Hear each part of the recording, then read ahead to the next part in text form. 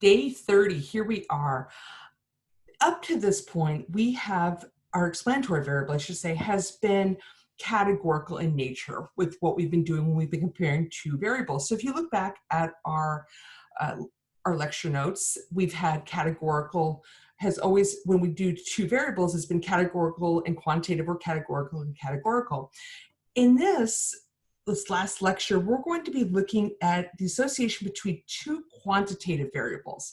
So your explanatory and your response variable are both going to be quantitative, and that's going to change the way we need to do some of the analysis.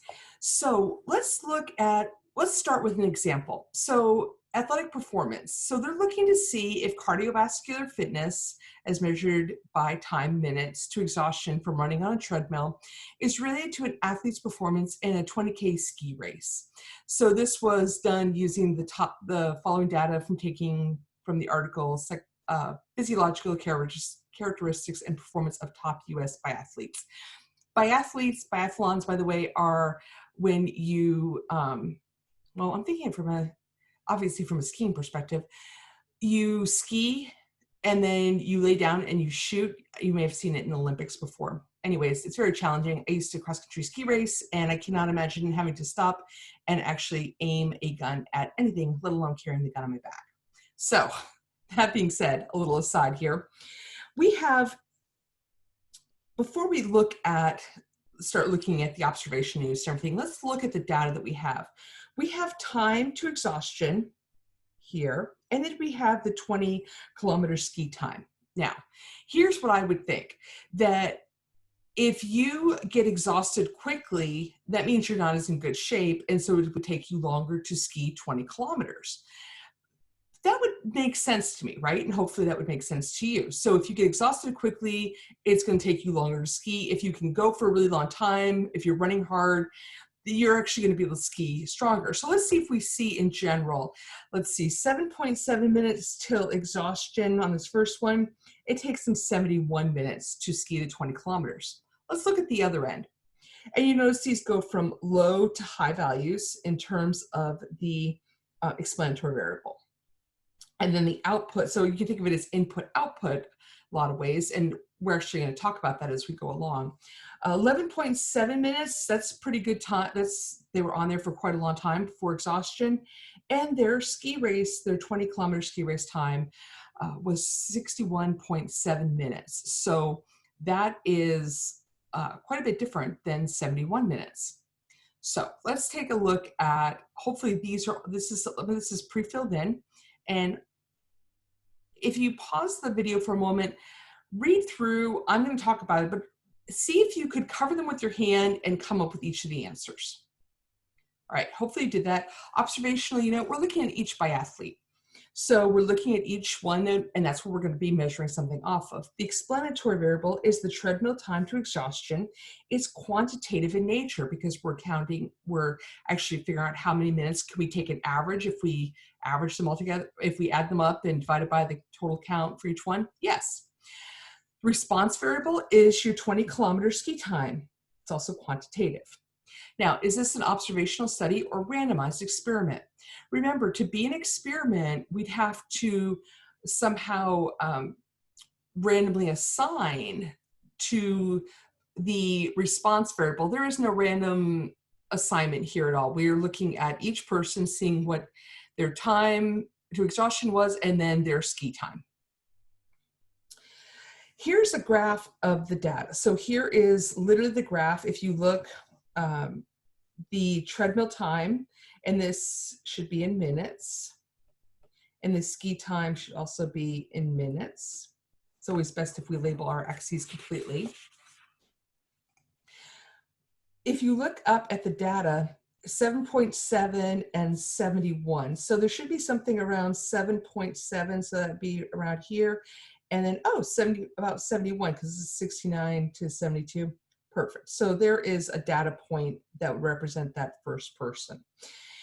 It's always, we're going to go from small, whoops, pardon me there, small to large. So we're going to go from little values to big values. This got cut off. That would be like 13 minutes there. This is called a scatter plot. So it's literally just taking the data and we're graphing the data. Remember, this will be your x-axis and this will be your y-axis. And those of you who've had me in math classes before, you're like, ooh, she's getting happy because we're dealing with x's and stuff. And the rest of you, yeah, I taught math for 15 years, so I love it. This is like one of my favorite parts of this course. So now what we want to do when we look at a data plot, scatter plot, excuse me, is we want to describe what we see in the scatter plot in the context of the study. What we want to do for each scatter plot, though, is discuss these 4 things: direction, form, strength, and unusual observations. So let me just take a moment before we do it in the context. Let's look at each of these terms quickly just to make sure we understand. Direction. This is talking about the direction of the slope, okay? I look at this and remember, just in general, to remind us, this has a negative slope, right? Get it right? Hopefully, if we're looking at this line here would have a positive slope, right? As we go up 1, as we go, let's say this is 1, 1, as we go positive 1, we go up 1 here. As we go across 1, we're going to go down. Okay, so positive, negative slope. Hopefully that's, if you're struggling with the line things, I suggest pulling out some pre-calc work or if you didn't take pre-calc, just refresh lines. So we have that. So first of all, the direction, the form. Does it look like a line or a curve or any shape in particular? Not all, in this class, all we're going to do is look at linear, but other courses you can imagine where the dots would be, let's say the dots were like this. Well, using a line to approximate that wouldn't make sense. It would be better fit with the curve. All right, so that's something to think about. Strength. Strength is, it can be strong or weak or moderate. That depends, and we're going to talk more about that. It's kind of thinking about how tight the dots are. Are they really spread apart, or are they pretty tightly compacted? This one up here is really tight. You can have scatter plots so that are all over the place, so you can't really say much. But we'll talk more about that in a moment. Unusual observations. What if you had someone who was like, oh, I don't know, let's go with Thor, and his treadmill time, I mean, he could go for really, really, really, really long time. Well, actually, Thor's a bad example because he's a superhero. Let's go for someone who is in super, super, super, super good condition. And it would be very unusual. And let's say it would be way out here. That would be an unusual observation. Wouldn't you agree? If it doesn't really fit with the rest of what's going on.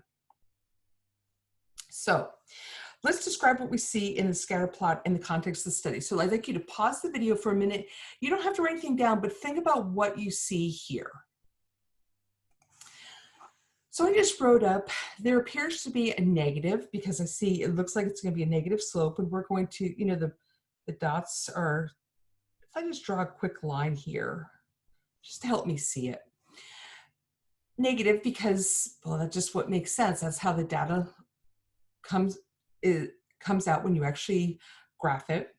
Moderate, it's not super tight. It's not really tight to the line. There's not a really, yes, there appears to be a pretty good association there, but it's not super, super tight like this one that I did up here, where it's really tight to the curve.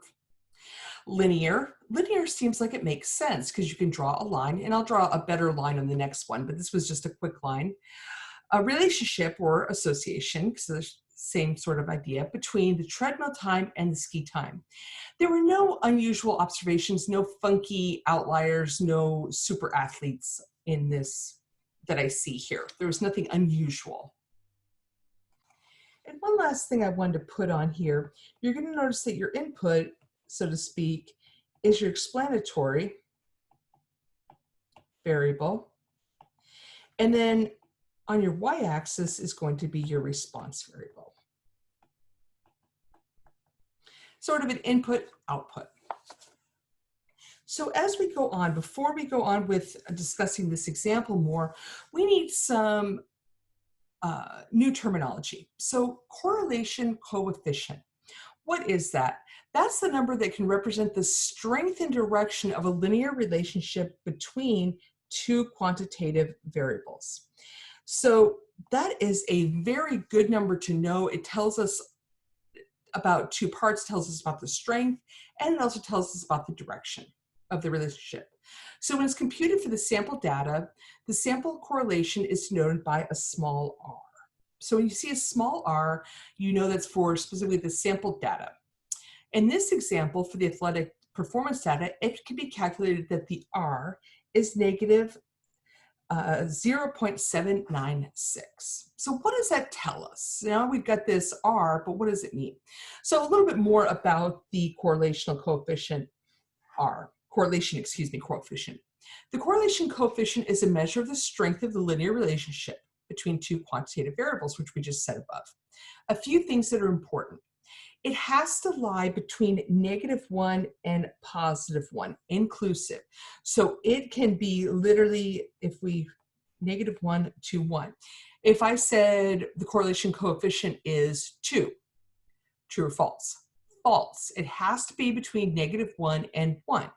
All right. The sign tells us whether the relationship is positive or negative. And we saw before that we had negative, kind of like the slope of the line was. This is not slope though, so just keep that in mind. This is, at this point, this is the correlation coefficient. The closer it is to that value is to -1 or +1, the stronger the linear association.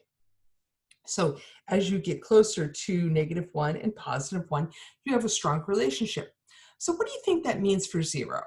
Well, if the correlation coefficient is close to or equal to 0, that implies weak to no linear association. However, does that mean that there is no association at all? Definitely not.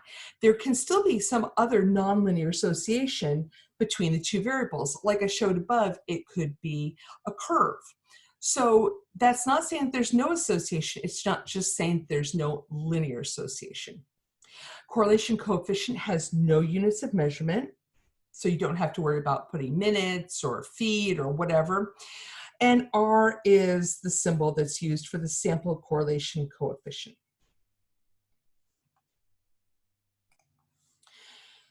So when the association between the two quantitative variables is fairly linear, it's common to use a line to represent and summarize the relationship. So that's actually really useful, because what do you think that could do? What's one of the benefits? One of the benefits, if we can come up with the equation of that line, we could make predictions for other values. So that's, the input would be the time on the treadmill, and the output could be your ski time.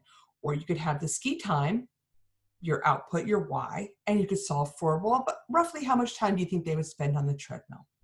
So looking at this, let's see. I'm going to try to draw a line that represents most of the points the best I can. Let's see here. I want to kind of get it in the middle here, have roughly the same number above and below, have them as close as they can, and we're going to go with that. That looks pretty good, like a pretty good line. So sketch a line on a scatter plot that appears, sorry about that, to summarize the overall relationship between the treadmill time and the 20-kilometer ski time as shown by the data, the best that a straight line can. So we did that. So we have it. Do we have the equation of that line yet? No, we haven't done that yet. This is just showing what the line would look like. So there it is here. Suppose we find a new biathlete has a treadmill time to exhaustion of 9 minutes. What time does your line predict that this biathlete will take to complete the 20-kilometer race? Now notice, it says, what time does your line predict? Okay, it's not saying, okay, what if someone else had 9 minutes, what time is the output? That's not what we're looking at all. What we're looking at is we're going to our line. So I say 9 minutes, I go up, and it's right about here. I'd say that's about, let's say 67.5 minutes. And what if you say, well, what if on an exam, Sonia, how would there would be more, gradients here so that you could more easily do the prediction. All right, so don't worry that you're like, where'd you come up with 67.5 exactly from? I would make that very clear. So, but here we can look and see, yeah, it's above 66, it's not at 69. You could have said 68, but around there. So this is what I predict. It's about 67.5 minutes for a 20-kilometer race. Do you believe that you've predicted this by at least 20-kilometer ski time exactly? And explain. I hope right away you say no. Who knows, okay? This is just a measure for a good prediction. This is just a measure for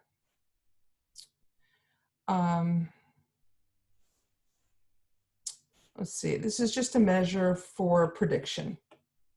Do we know how good this prediction will be yet? No, we haven't evaluated how good the line is, how good it is at predicting, but this is just a measure. It looks pretty good to me, but who knows? I mean, you could be in a biathlon, let's say, and that person is really good.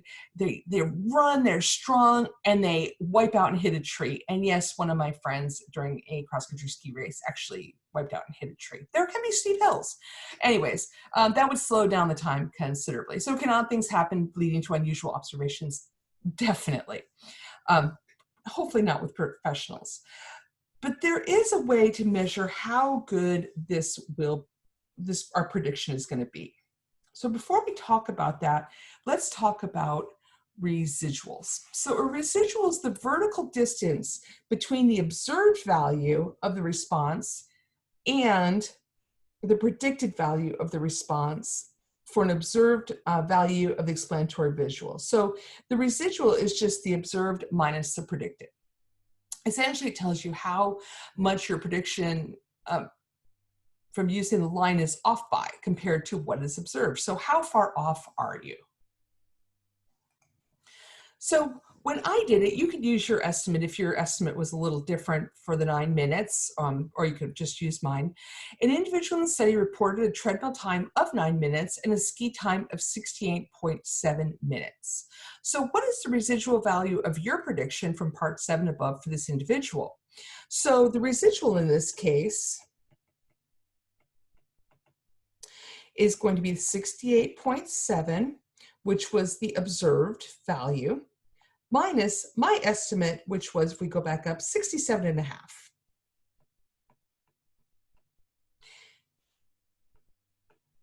And so my difference, my residual is 1.2 minutes. If you had guessed, let's say 68, it would be 0.7 minutes. What does this tell you about your prediction? Did your line overestimate the person's 20-kilometer time, underestimate it, or were you right on target? Well, obviously, if I was right on target, what would my residual value be? Think about that for a sec. If you said 0 in your mind, you're right on. Obviously, and this is coming up, what would residuals be ideally? 0. We don't want to have any, right? Ideally, they'd be 0. Is that, since we're doing predictions and we're doing estimates, do we expect our residuals? Could a residual be 0 for an individual point? Definitely. Is it likely to be for every single point? Highly unlikely. But going back to 9. So what does this tell you about your prediction, that 1.2 minute difference? Did your line overestimate the person's time, underestimate, or you right on target? I underestimated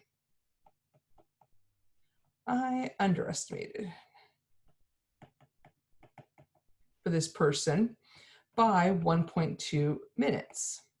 All right, so I underpredicted what the time would be.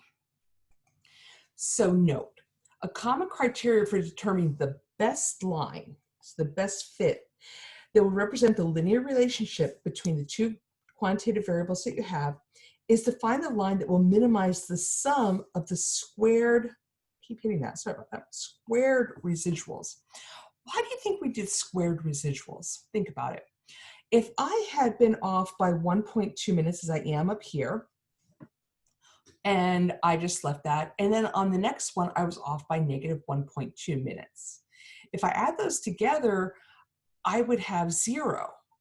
But I am off, aren't I? Because I'm off on each one. By squaring each of the residuals, you're going to get rid of the negative and the sign difference, all right?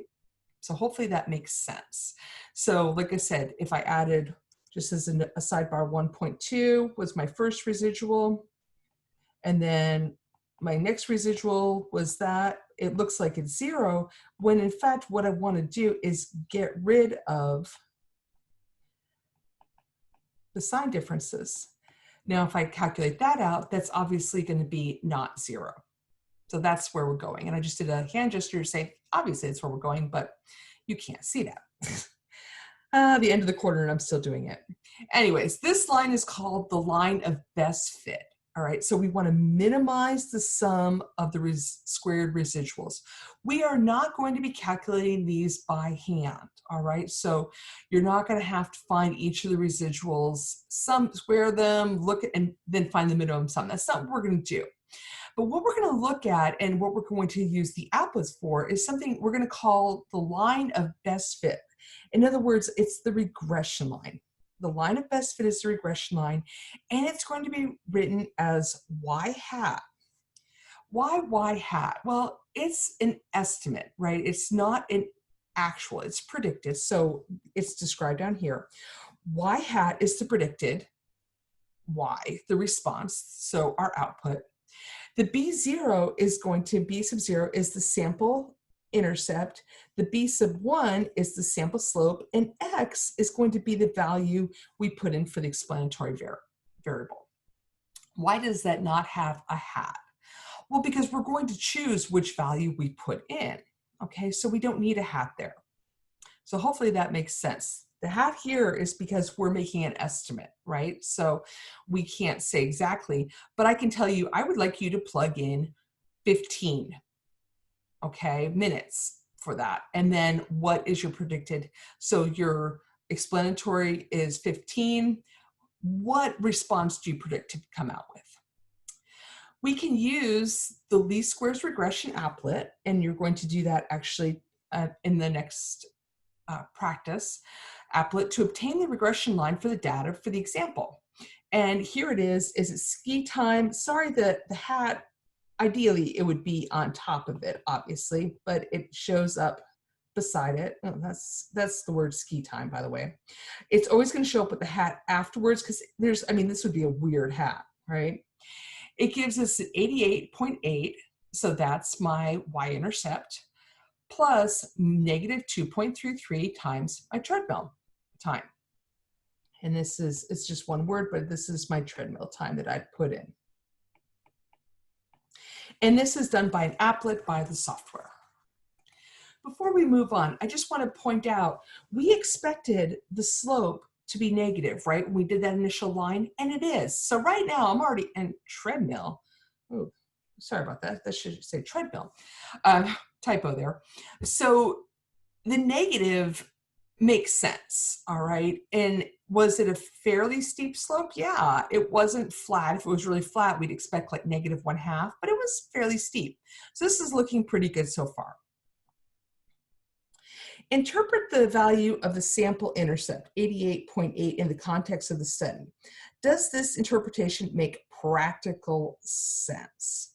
So this predicted the 20-kilometer ski time. And 88 minutes was when your treadmill time was 0, all right?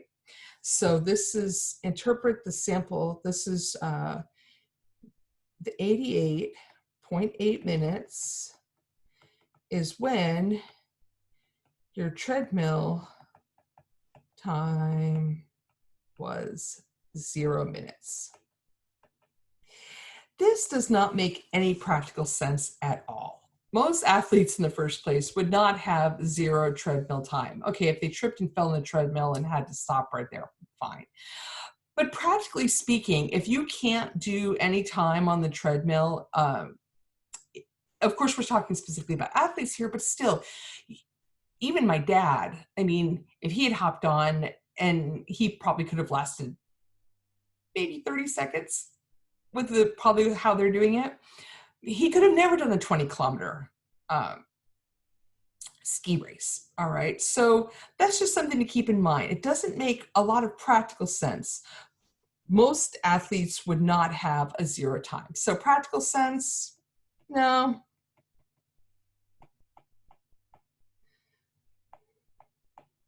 No, you're not going to have a 0 time and then be able to then go and ski 20 kilometers.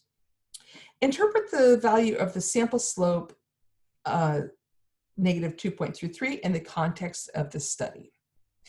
So this is a negative association, right? So I'm just going to make a note here, negative association. So think about what slope means. Pause for a moment and think about that for a second. So I just paused for a second. I wrote down, for every 1 minute increase in treadmill time, we predict the 20-kilometer ski race time is going to go down by 2.33 minutes. So pause, write that down, come back. All right. What I want to remind everyone is that we've got slope is rise over run, right? So in this case, for the example, we have negative 2.33 over 1, okay? So as we increase 1, so as we move to the right 1, our time is going to go down. If you get sick, pause for a second. Let's think about why that makes sense. As we move over 1, our time for each unit we go across 1, sorry about that. For each time we go across 1, we expect our time to decrease, right? So we go up, we go increase, we're able to stay on that treadmill. It's pumping really hard, we're going really fast. The longer we can stay on it until we're exhausted means we're in better shape. And so I expect my ski time to go down for each minute that we can go longer on the treadmill. So that makes sense. Once again, if you get motion sick, close your eyes. All right, so rise over run, remember that's the change in Y over the change in X. So that's something to keep in mind to hopefully you remember from studying lines. So the intercept is the predicted value of the response variable when the value at the explanatory variable is 0. Is it going to be meaningful? Sometimes yes, a lot of times no. The slope is how much of a change we expect to see in the response variable that is associated with 1 unit increase in the value of the explanatory variable. Because remember, we're looking at rise over run. This will now start feeling a lot, hopefully very, very, very familiar. Could the results that we have gotten initially when we did the study have been by that sample data that we gotten could have happened by chance alone? All the skiers had great days when they were doing their ski race but their treadmill times were just not, or somebody wasn't feeling one, but they were doing really well on the other one. Sure, I mean, it could have happened by chance alone, I guess is what I'm asking. Yeah. We need to test the hypothesis and see how likely or unlikely that is. So let's go and set them up. Our null and our alternate hypothesis. Alrighty, so see if you can pause this and write out just in words, don't worry about the symbols yet, what we are looking at. So how do we put this in words? What we're interested, is there a linear association or isn't there? That's what we were looking at here. The null hypothesis being there is no linear association between the treadmill time and your 20-kilometer ski time. It happened by random chance alone. These just in words, we'll do symbols in a moment. The alternate hypothesis is there is a linear association between the treadmill time and your 20-kilometer ski time. Now, what we want to look at is what are we going to assign for the variable? So I'm going to look at beta 1 or B1, and that's 0. And you're like, well, what is that? Where does B1 is the population slope, okay? The slope from the population, if we had done this for every single person who, or every single athlete, I should say, who races in biathlons, and they, this would be represent their line, all right? So the slope specifically of their line. On the other hand, we're saying there's no association. There is, so we said there is none, so that equals 0. There is a linear association. Are we saying whether it's positive or negative? No. We're just wondering if there is. So what sign, if we don't say specifically whether we're looking at positive or negative linear association, what would you expect to put in between there? And hopefully that's what you thought. Now we come up with our null and our alternate hypothesis. Do we need to now test them? And what do we need? Yes, we need a null distribution. Can we do this by a tactile simulation? In other words, simulate it. Yeah, we can. Now, I wrote this down here. You can pause and write it all down if you like, or you can come back and do that a little bit later. But now what we really want to know is if there is no linear relationship between the treadmill time to exhaustion and the 20-kilometer time. How surprising. Hopefully this is not surprising that I'm asking this question. How surprising would it be to find a sample of 11 biathletes whose data give a sample slope of negative 2.33? We need to find A. Now, remember this is the slope we looked at. Hopefully at this point, and you're like, well, it's different. We're testing differently. But yes, we're doing, but we're still coming back to that p-value, that probability, okay?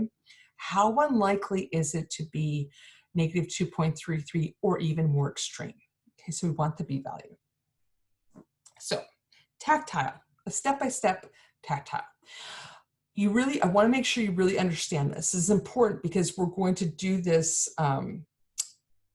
This helps you to understand how it is generated. And once again, I'm talking with my hands, you can't see me.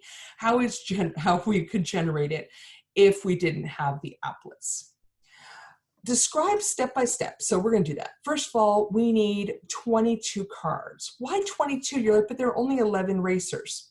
Yes, but we have to have 11 of them that we need to write the treadmill time, and on the other 11, we need to write the ski time. So they're both quantitative in nature. We're going to keep the two piles separate, and we're going to shuffle each pile.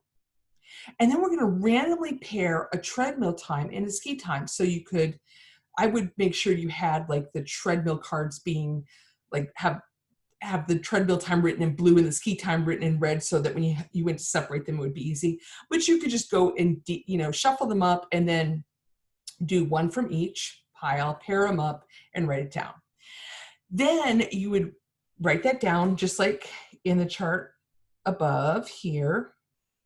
You would fill that in with what you got based on, so whatever your card 1 that you did for the ski time, for the time to exhaustion on the treadmill, paired up with that one. It could be 8.7 could be the first one that you pull, and you could pair it with 61.7, right? Because we just are shuffling cards and we're doing it randomly. Whoops, I went too far.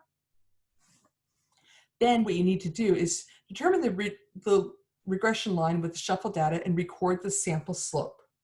Okay, so we would figure out that line and we'd get the sample slope. Then we have to do 2 and 3 many times to generate the null distribution of slopes. Because remember, we're looking at the slopes here. All right. Then we're going to calculate the proportion of repetitions where the slope was negative 2.33 or more extreme in either tail of the distribution. Now, doing this by hand would take forever. You'll notice I said forever really slowly. Would I even suggest at this point for you to do this once on your own? No, honestly, no. Not worth the time. What we can use is the least squares regression applet to do just that. So I went in and I put in the data, and when I put in the data that I had and I had to do the shuffling for me, here's the null distribution of the sample slope. So here it is. This is what it looked like. So then I said indicate on the graph the region that denotes the p-value. So remember, we're looking at as extreme or more extreme than negative 2.33. So you can see that's here on both sides. Positive 2.33 and above, because we're looking in both the tails. And it does the counting for us. So I said beyond negative 2.33, so it's going to check beyond negative 2.33 in the negative direction here. And it's also going to do it above 2.33. And the count was very small. That is a very small, what's that count called? Hopefully right away you think, oh, that's my p-value. All right. So interpreting the p-value, is it going to be a lot different than what we've already done? No. I suggest you pause for a moment and write that down and then come back. So let me start off by saying, if you put in the data yourself, let's say you took that data and you put it in, do you think you'd come out with exactly the same null distribution that I did? No. And this is partly a review of what we've done so far. So make sure you're understanding these concepts, because even though it's different in that we're comparing two quantitative variables, a lot of the same topics are coming up again and again. Every null distribution would be a little bit different. Could you come up with exactly 0.004 for your count, or the 4 out of 1,000? Yeah. But I did it a different time. I came out with 6 out of 1,000. Another time I came up with 5 out of 1,000. So it's going to vary a bit. Is it going to vary a lot? Probably not. All right. So keep that in mind. So if there is no linear association between treadmill time and the ski time, so remember that we're just interpreting the p-value. We're just seeing what it tells us. We would observe the sample slope for 11 biathletes data to be negative 2.33 or even more extreme about 0.4% of the time. Does that sound very often to you? Hopefully at this point in the quarter you're saying, no, that is a very, very small p-value, and that provides us strong evidence against the null hypothesis. So what's the last thing we need to do with this? We need to state our conclusion. So we're going to look at the p-value, and then summarize everything and remember SGC. So the small p-value, 0.004, provides very strong evidence that there is a linear association between the ski time and treadmill time for similar biathletes. No causation to be implied because or from an observational study. Can your wordings be slightly different? Sure. You'll notice that my wordings are not the same every time I do these, but as long as they imply you get across the same idea, it's fine. So is there a way to do this with a normal approximation-based approach? So instead of doing it with simulation, as we've done in the past, we say, well, can we do it with a theory-based inference approach or a normal approximation approach? Yeah. In this case, two validity conditions have to be satisfied to use a normal approximation-based method to find a p-value. So once again, that theory-based inference, can we use theory instead of simulation? First of all, so I did A and B, probably 1 and 2 would have been better. So first of all, 1. There should be approximately the same number of points above the regression line as below the regression line. Okay, so it should be fairly well above and below, all right? And also, you know, so that's an and, the variability of the points around the regression line should be similar regardless of the value of the explanatory variable. So in other words, the variability, the spread of the points around the regression line should not differ as you slide along the x-axis. All right, so what do I mean? So let's look at one first. So this is looking at number one. Just as a little sidebar here. So let's say that we had something roughly like this. And I drew my line here. That's pretty obvious. But we see, even if there was one or two down here, we said there's equally, this is good for number one. They're roughly the same number above and below. If you had something, let's say like this, which we looked at before, and our linear regression line came out like this, would that be good? No, and we really shouldn't be using linear regression for something like that. Anyways, this is not appropriate. The second one is, what do I mean? As we move along, as we slide along, you shouldn't, let's say that the variability is roughly like this, okay? It should not now become way out here, okay? So that the variability changes a lot.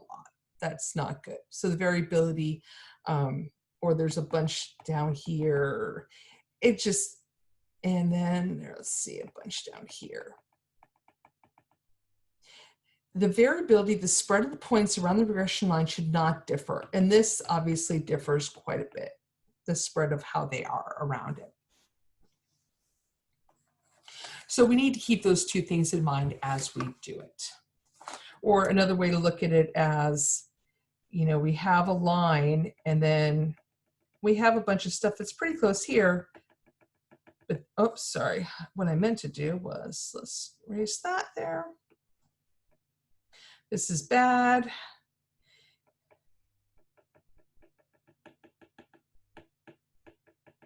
And this is bad, okay? Because right here it looks pretty good. They're about the same, but then as we get further out, these are close, nice and close, but these are really far away, okay? So our variability is changing.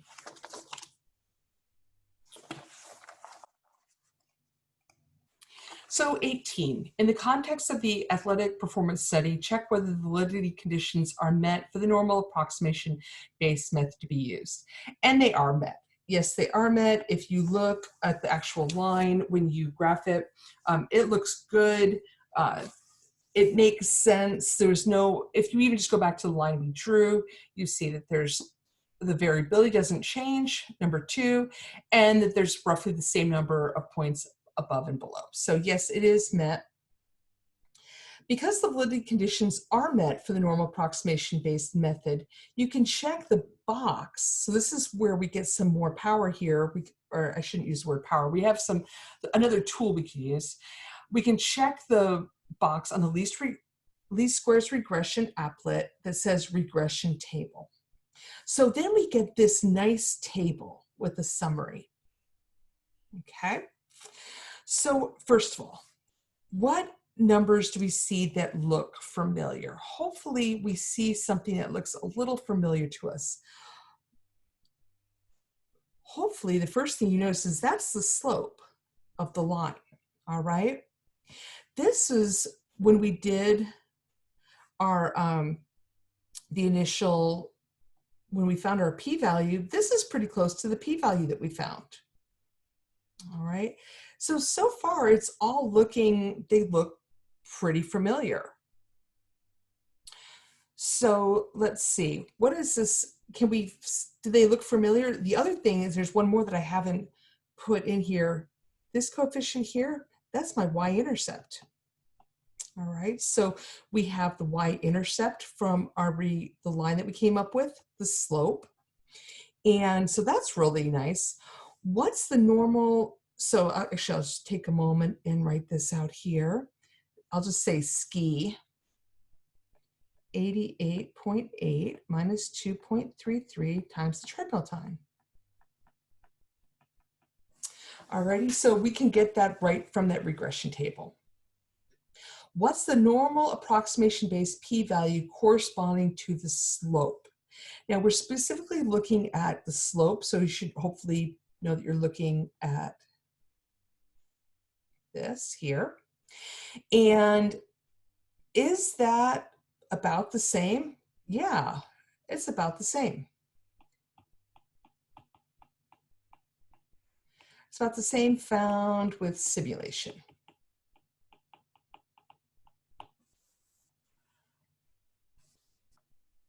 You'll also notice that we get a t-statistic, which is nice. Does the t-statistic, sorry about that, if you heard that, my husband, a reminder for him. All right, the t-statistic, so we have a p-value. If we have a very small p-value, what do we expect the t-statistic to be? We expect it to be large. Large in terms of number. Now, it could be positive or negative. We have a large negative. Okay, so negative, it's almost 4 standard deviations below, or 4 below the center. So pretty strong t-statistic. So that suppose that the alternate hypothesis was there is a negative linear association between the treadmill and ski time. So the population slope is less than 0. What would the normal approximation p-value be then, and how would you know? So let me write out h sub a. So what do I see? And what did we have before? Instead, we had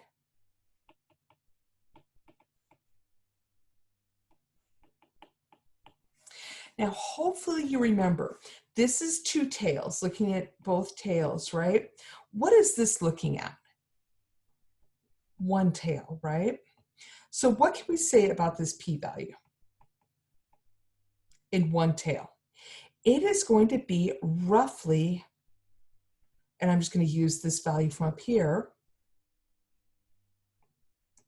half. Is it going to be exactly half? No, but it'll be roughly half of what the p-value was for the 2-sided, and that's something we've done earlier. So now that, I believe, that is the end of this lecture. There are a few new concepts, not new concepts, a few continuing concepts with this and the last lab I'd like you to complete. It is using the applet. You will need to use the applet on the final exam. So for linear regression or for finding that line. So you want to make sure you complete the lab, understand it, and I've already posted the solution.